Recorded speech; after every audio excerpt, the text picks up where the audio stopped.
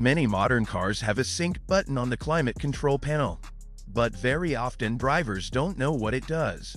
Because of that, the button is rarely used or not used at all. If your car has a sync button and you're not using it, this video is for you.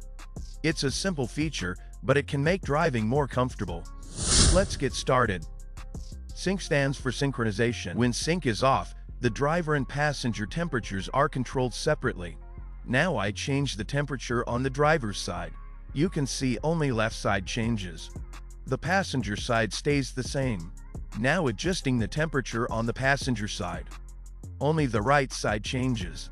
Each zone is controlled independently. Now the sync button is pressed.